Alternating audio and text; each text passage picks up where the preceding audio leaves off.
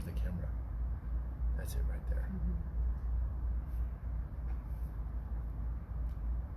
I look so mean. Just talk. Hi there, Facebook world. Dr. Hooten here at Hooten Family Healing Center in Dallas, Texas, with the most awesome office manager in the history of chiropractic, Christine Rhodes. Christine Casmidas now. Oh, Christine Casmidas. It's okay. Hi, Chastity. Listen, we did that last video with Steele, and Steele kind of robbed all the screen time. I think people were watching that video, and I don't think they heard anything I said. Yeah. Yeah. So I promise you, I'm going to bring Steele back for future YouTube videos, because that was outrageous. I didn't even listen to me when I watched it. I was watching her. No, she was by far the best part. So we don't have Steele today, but it's a very important video. A lot of you out there, that you're scared. You got this virus thing running around. You're around people who are scared. And Christine brought up a great question that we're going to get to this one particular question. Before we do that, though, I want to help put some of this into perspective. People everywhere are healing from crazy stuff, whether it's depression, pain, cancer, heart disease. Our pastor, one of our favorite stories, came off all these medications, lost 80-something pounds, totally changed his life, rearranged his whole future. And so to us, so people like that have conquered something, a virus is just, not to downplay the severity of it if you've got it or if you've been in the hospital. I mean, I've had friends that get the flu, and I got to go to the hospital and help them get out of there. I mean, that sucks. You see people that sick? Yeah. So if you know somebody that's had the current virus, the epidemic, the pandemic, it's terrible, especially if they go on a ventilator. But look, that happens every year, sadly, and more so with the flu, pneumonia.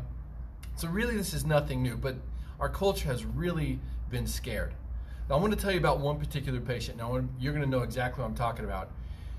She cannot, I can't say her name yet, but she will be doing a video.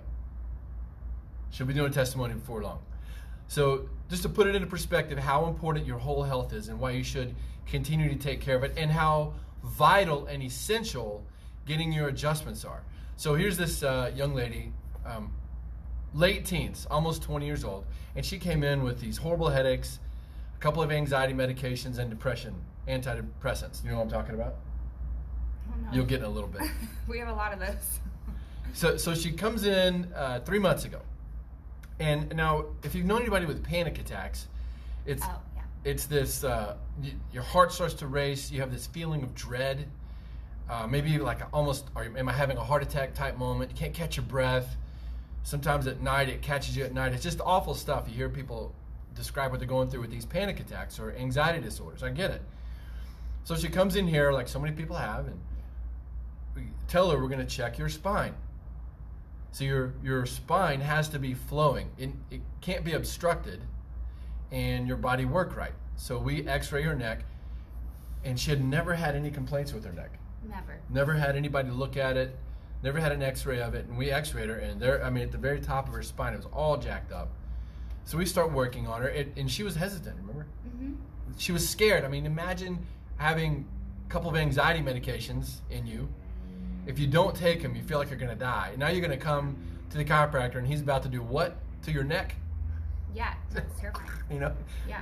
So we obviously calmly walked her through it, but she was very hesitant, scared. And she noticed an immediate difference in her headaches after the first adjustment, which, thank God, right? So she saw some light at the end of the tunnel. Well, fast forward a couple of months, and she had pulled herself off the anxiety medications. No more headaches, no more medication at all. So what does that have to do with this pandemic? Well, I'll tell you. If somebody's going to be scared by something on the news and in the media and with our society right now, it is this girl, right? Yeah, So she comes in last week, and I hadn't seen her. She missed the visit. So, I got to talking to her. She goes, yeah, honestly, I'm really scared, Dr. Hooten. I feel like my anxiety's coming back, which would be very odd. She's been very diligent with her adjustments. She's changed her diet. She's lost like 20 pounds. She's smiling every time. Yeah, she's smiling. Her family says, yeah, you got your life back. This is great. She even told us we got her life back. Yeah. But then we see this reversal, and she goes into this sort of depression and anxiety thing. So I asked her, I said, what well, okay, let's just go through it real quick. What all have you done? And she said, I haven't changed anything. I'm still doing all my stuff. And then it occurred to me. I said, are you watching the news? And this is a 19-year-old girl. I think she just turned 20. Yeah, something like that, yeah. And she goes, yeah, I watch it throughout the day. In fact, she intentionally checks the news every hour, at the beginning of every hour, just to see if there's new any information that she needs to gather, right? And I told her, almost said her name. I said, okay, right now, forget the news. Don't look at it. And this was last Thursday. So she came in yesterday, and and she's smiling again. Obviously the anxiety's gone. And I said, so how'd it go? She goes, you know what? You're right.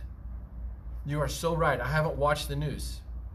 And when I clicked on it, I noticed all they talked about is death and hospitalizations and testing.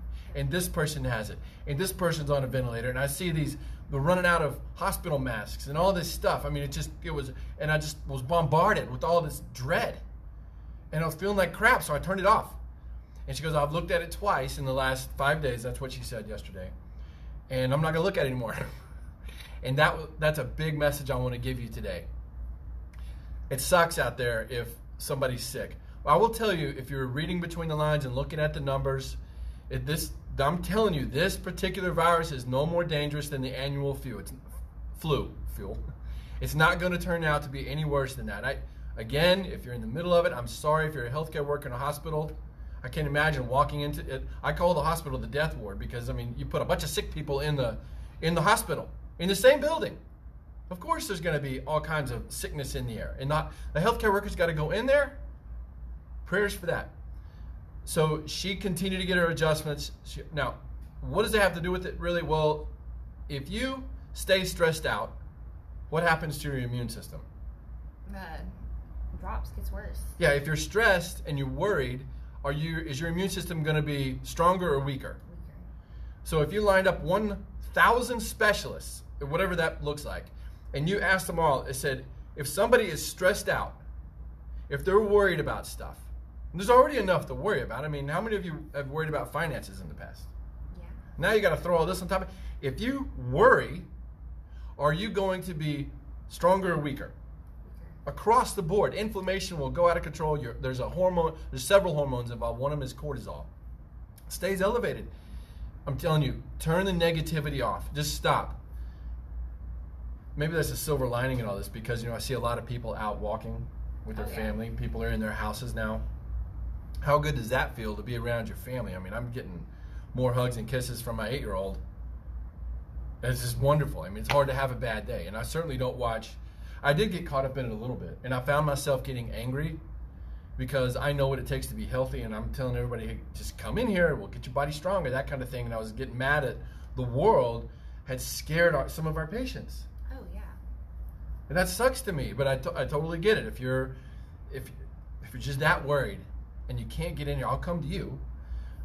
But Christine had a great question. So we'll finish up on this. Frame what you got and ask a question like. Yeah, so this is just stuff I see all the time when I'm talking to people. People have questions like, let's just say I have coronavirus right now. I don't have any symptoms. It doesn't mean anything. And I give it to Dr. Hooten. He doesn't have any symptoms. He might not have it until 2 weeks later. And then he's giving it to our patients. Is that possible? And then our patients get it. They don't have any symptoms still. But 2 weeks later, they're giving it to other people, even if they have symptoms or not. They're saying they're passing it through the air. How are all these people getting it? Is the question that a lot of people don't understand. So I'm not God. I won't sit here and say absolutely no way it's not possible. Yeah. But I will tell you this. There is no way any medical professional on the planet can sit here and say that a healthy person can get this virus and then give it to another healthy person.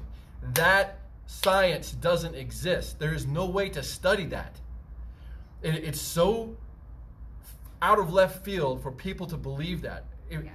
If that was possible, then the bubonic plague would have killed every human.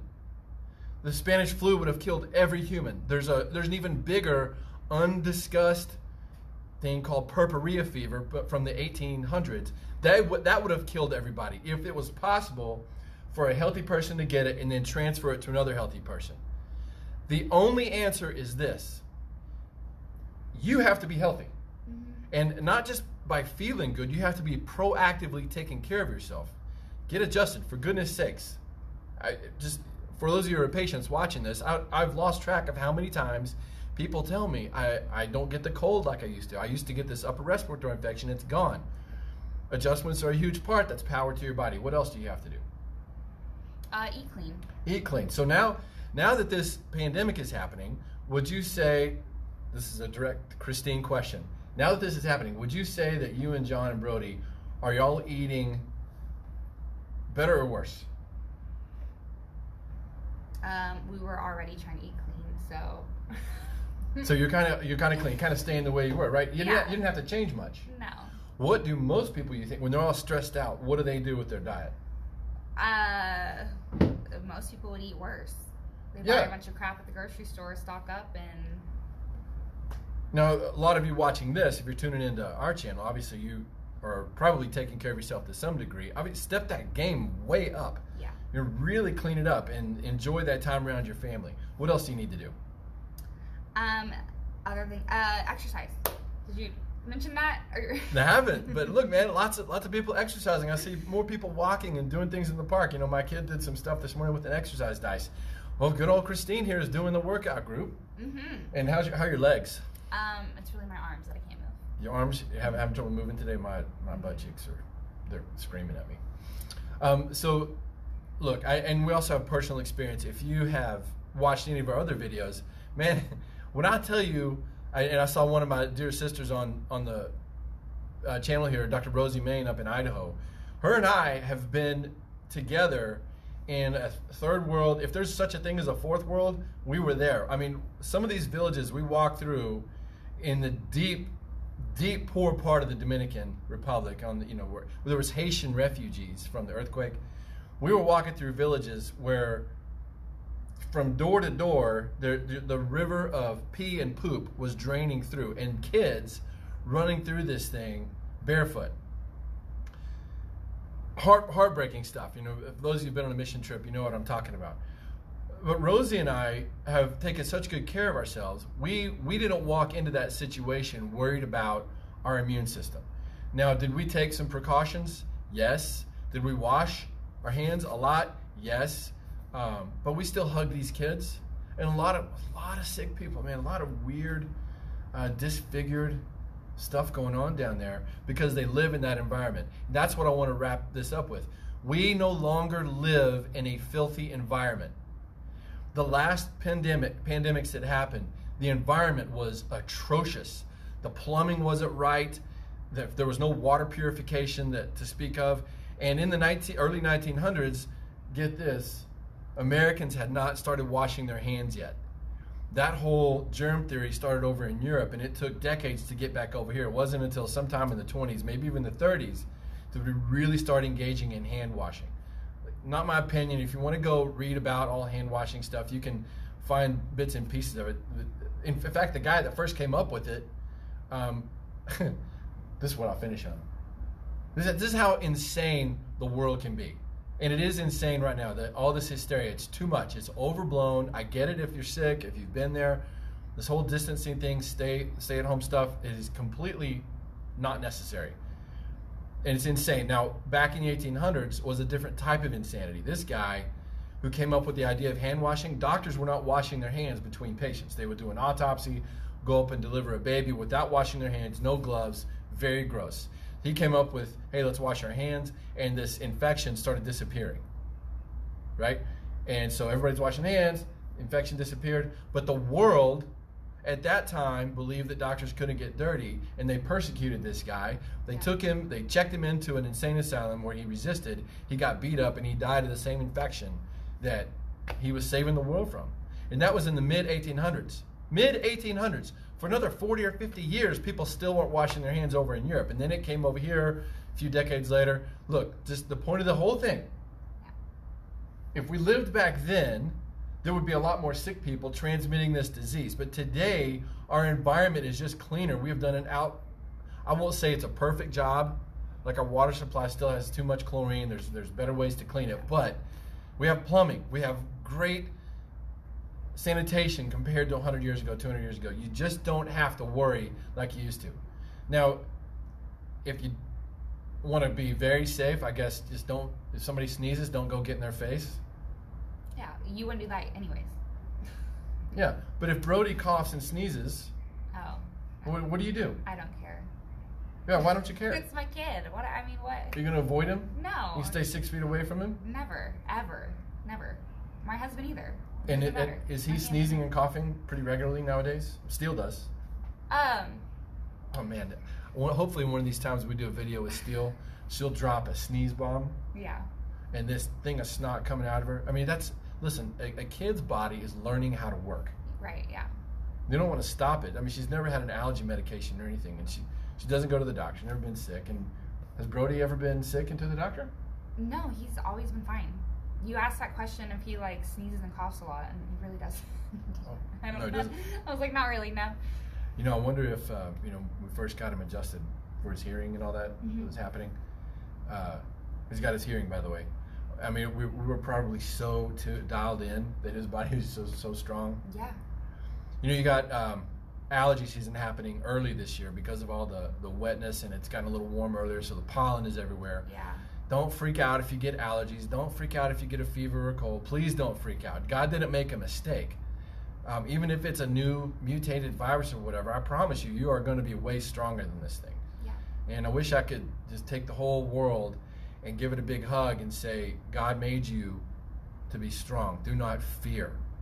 You know, if there was any way another biological drug could come through and wipe us all out, I believe God would have made a mistake. And that's heresy. That's just not possible.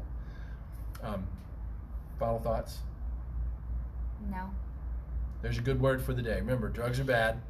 God is great. And so are you. Love you, family. Talk to you next time.